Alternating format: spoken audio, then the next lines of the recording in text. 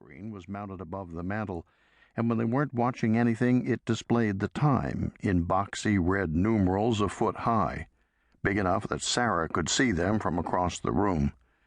As she'd often quipped, it was a good thing that she hadn't been an optical astronomer. It was now 3:17 in the afternoon. As Dawn watched, the remaining segments in the rightmost digit lit up. 3:18. The party was supposed to have begun at 3, but no one was here yet, and Sarah was still upstairs getting ready. Dawn made a mental vow to try to not be short with the grandchildren. He never meant to snap at them, but somehow he always did. There was a constant background level of pain at his age, and it frayed his temper. He heard the front door opening. The house knew the kids' biometrics, and they always let themselves in without ringing the bell. The living room had a short staircase at one end that led down to the entryway, and a taller one at the other going up to the bedrooms. Dawn walked over to the base of the one going up. "Sarah!" he called. "They're here." He then made his way to the other end of the room, each footfall punctuated by a tiny jab of pain. No one had come up yet. This was Toronto in February, and global warming be damned, there were still boots and jackets to be removed. Before he reached the top of the stairs, he'd sorted out the melee of voices. It was Carl's crew. He looked at them from his elevated vantage point and felt himself smiling. His son, his daughter-in-law, his grandson, and his granddaughter, part of his immortality. Carl was bent over in a way Dawn would have found excruciating, pulling off one of his boots. From this angle, Dawn could clearly see his son's considerable bald spot. Trivial to correct, had Carl been vain, but neither Dawn nor his son, who was now 54, could ever be accused of that. Angela, Carl's blonde wife, was 10 years younger than her husband. She was working to get the boots off little Cassie, who was seated on the one chair in the entryway.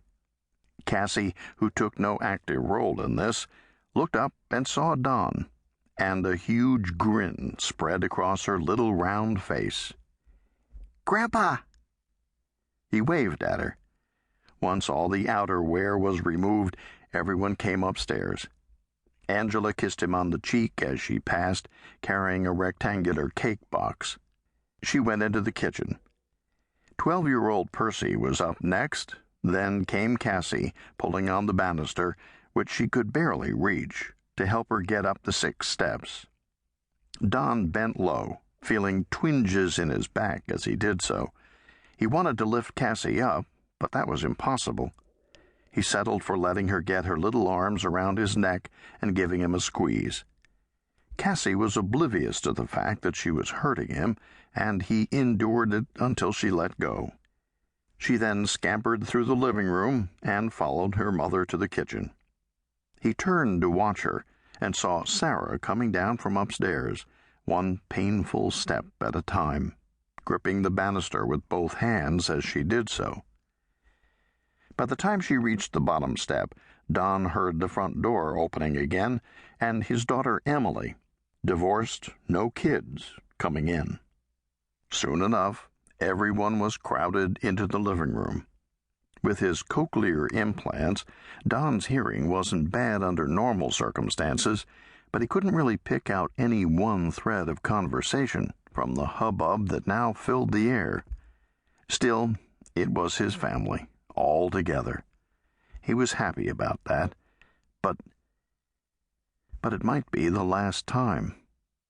They'd gathered just 6 weeks ago for Christmas at Carl's place in Ajax. His children and grandchildren wouldn't normally all get together again until next Christmas, but he couldn't count on there being a next Christmas. Not at his age. Now, that wasn't what he should be dwelling on. Today was a party, a celebration. He should enjoy it, and suddenly there was a champagne flute in his hand. Emily was circling the room.